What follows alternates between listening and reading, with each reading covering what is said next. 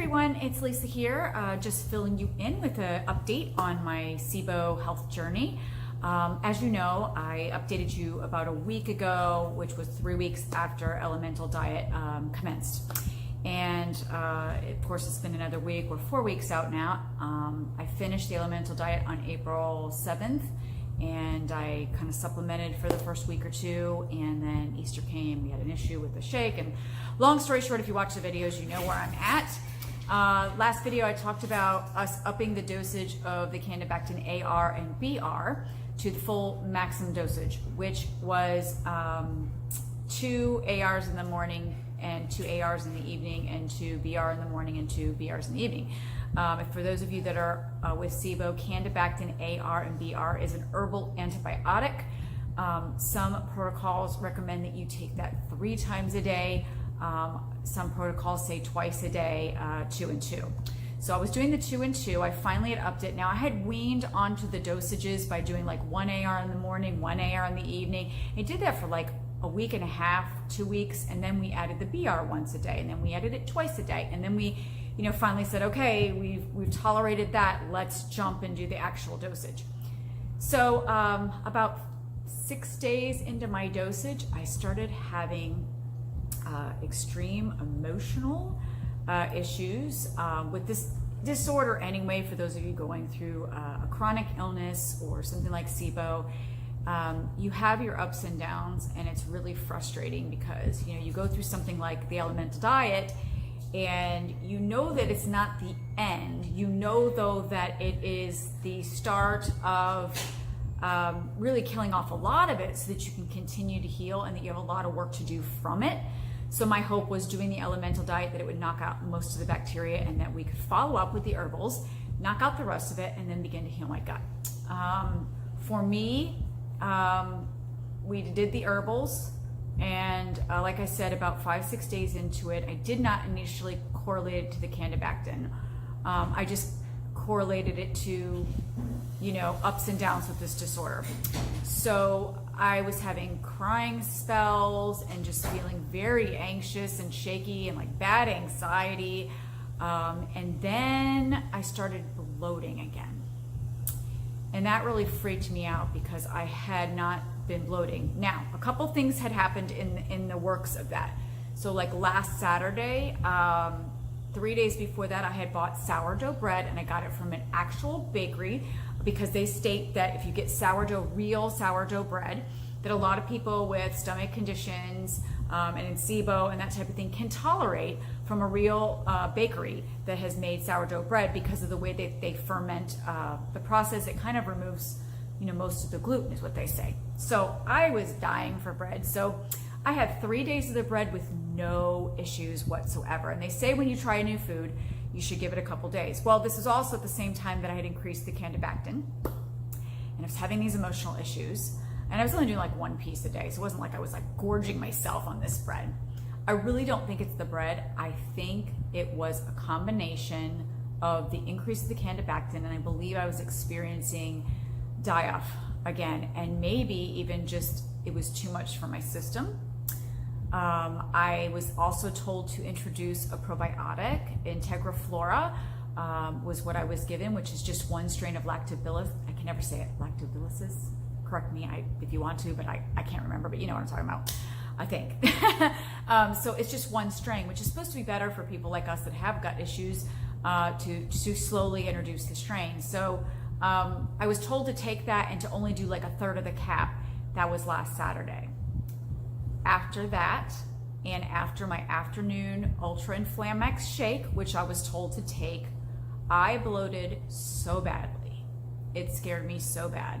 I didn't know what was going on. I'd also taken my Candibactin dose and everything else.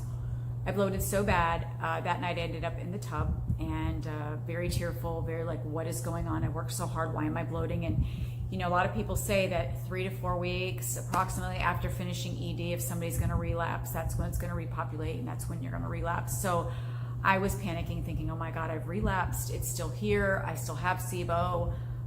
I'm going to have to keep fighting, and this is where I'm at. So it was a really rough weekend. Everything that I ate from that point, after the probiotic, after the Ultra Inflamex, and everything started giving me a problem. And all my other foods, most of the time, were not giving me a problem up to this point. I was doing pretty well. I had not added HCl back into my high protein meals because I was doing that before Elemental. And we figured after Elemental, give my body time to adjust and my acids should do it on their own. And initially they were. I was like, hey, we're not having to take HCl. This is great. For those of you who don't know what HCl is, it's hydrochloric acid, basically, to help you break down food. And for a lot of us that have Sibo or other some gut issues, you have low acid. That could be from being put on a PPI, which I was put on a PPI, and you need that acid to break down your food. And I was taking that, and it helped me greatly before ED, being able to break down my foods. So after ED, we didn't reintroduce it because we're like, hey, that you're in the healing phase, you don't need to do it. In this last week, I started reintroducing it because everything I'm eating this week, it has been a horrible week. I'm sorry to those that are watching this journey. I'm sorry to tell you that because I know you're wanting to hear like the best of news, but this week has been horrible. I made the decision, yesterday was Wednesday, today is May 9th. On the 7th, I decided that was my last dose because on the 7th, I had a horrible morning, complete nausea, shaking, anxiety.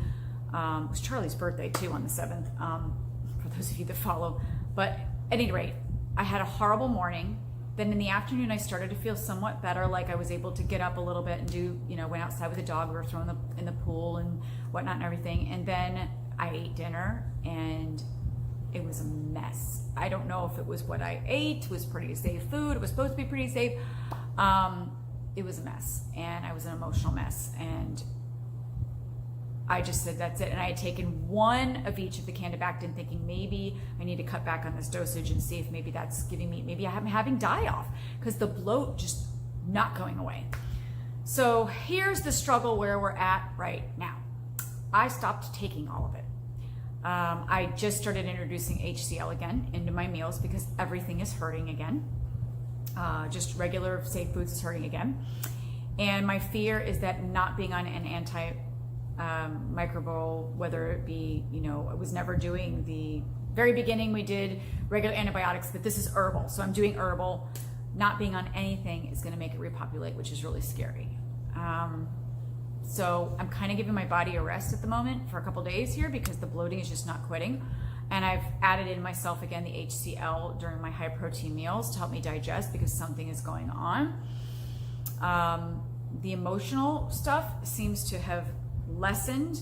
I mean, it was so bad this week, to give you guys an idea. Like, the crying spells were horrible, and this is embarrassing, but you guys need to know, I guess, how real it is. I was in such a bad state that I was just crying and crying and crying, and I was in my pajamas, and I said, I'm just gonna go jump in the pool. Like, I needed something to just shake me out of it.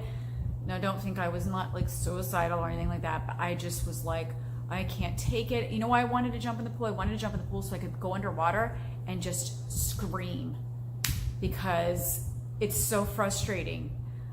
You just want to be well. And when you read all these protocols, if you're in these groups, and I've got the groups linked below, if you're suffering with this, if you're going through this, I feel you, I understand, you're not alone. And when you go in that group and you read from others, you realize I'm not alone. So it's very helpful to have that support group. Some days I tell myself not to go in there very much because sometimes it's not all the best of stories that you're reading.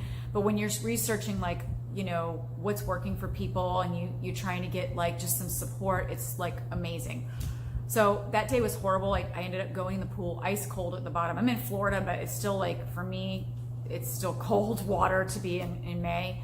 But I jumped in and it kind of shook me out, and I cried, and I went under the water and I screamed, and I just let myself have that moment because in an illness like this, you're going to have those moments. You're going to want to punch something. You're going to want to scream into your pillow. You're going to want to like just be done, like just done. And I had just, that day was just done.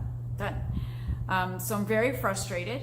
I understand that this illness can take from some people years. I think, as I've told you from the beginning, that I have probably had Sibo for a long time, but I think my diet modifications over the years were keeping symptoms pretty much in check until there comes a point, something changes to where, which for me was that doctor putting me on a PPI, which depleted all of my acid. So what did that allow to do? It allowed that bacteria to just populate so much that then symptoms of trying to eat anything or trying to function in any way. So trust me when I tell you that that doctor that put me on that and left me on that for this long, I have to forgive him because I'm a Christian and whatever, but like I went through a period of just hating him, just hating him so much. Why did you put me on this? Why did you keep me on it for 7 months? So much anger for what he did, because if it wasn't for that, I would at least still be dairy free and pretty much watching what I'm eating, not eating high fatty foods and things like that.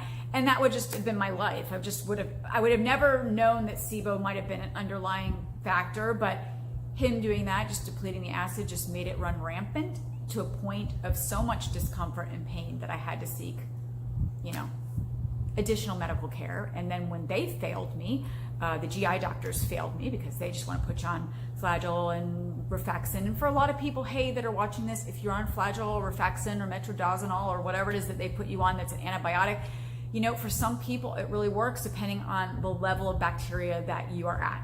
Wherever, if it's really, really bad, you may need several rounds.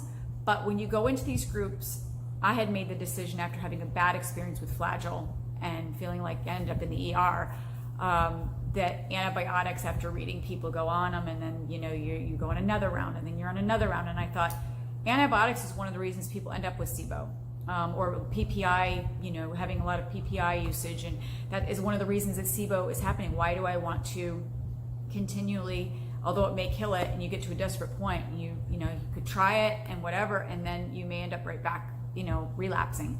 And even with the ED, here I am. So next steps for me. I am seeing my functional doctor on Tuesday in person. We finally get the Genova GI stool mapping test back, which I took over 2 weeks ago. That should give us more insight on what is going on in my gut from the stool sample. And we will decide from there, I guess, the next protocols. She told me I could stay on the Candibactin or pulse dose it or just stop it altogether. And the emotional issues for me, being somebody that has had anxiety issues in the past and panic disorder and all that in the past, to have that feelings of that anxiety and that panic come back, I knew that this is either from the die-off or there's something up with this medication at a higher dosage, even though it's herbal, that is not agreeing with me. And so after talking to a lot of my friends in the group, I kind of just made the decision, lay off for a couple of days and see how you do.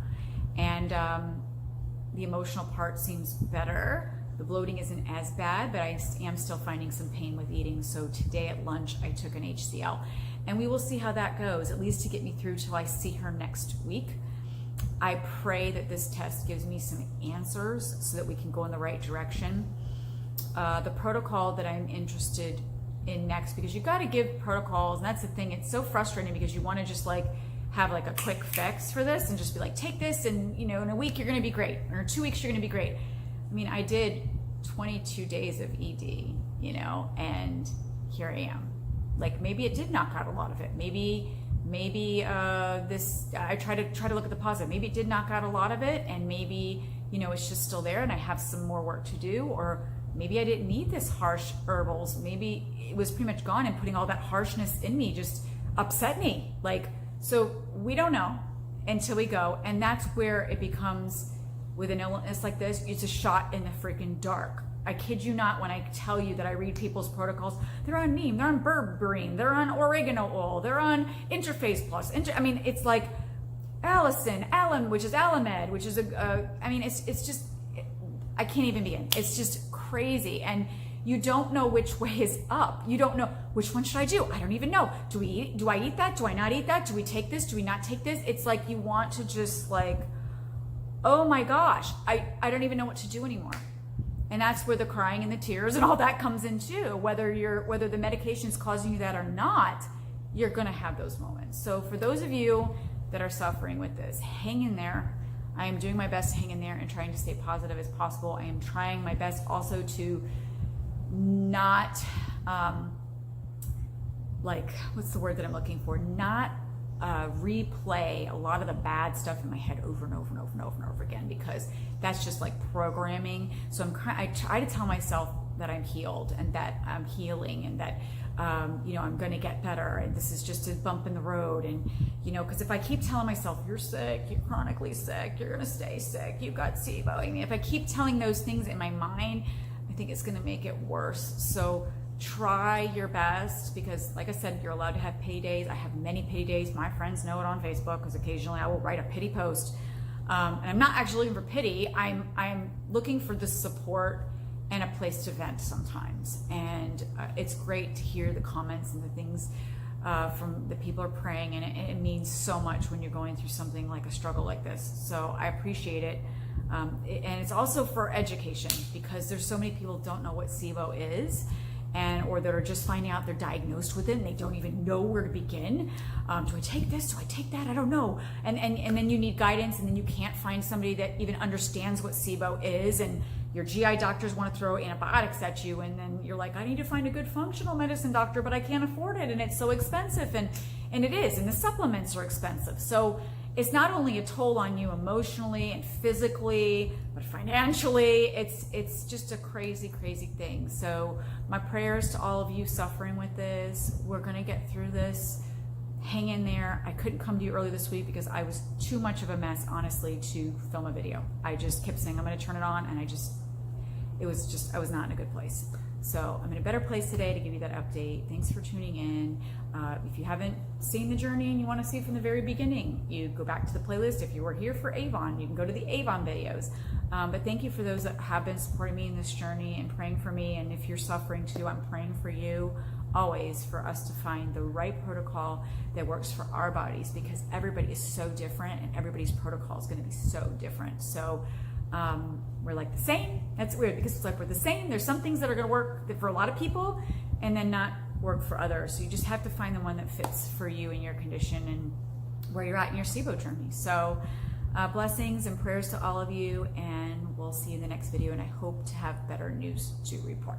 We'll see you then. Bye, guys.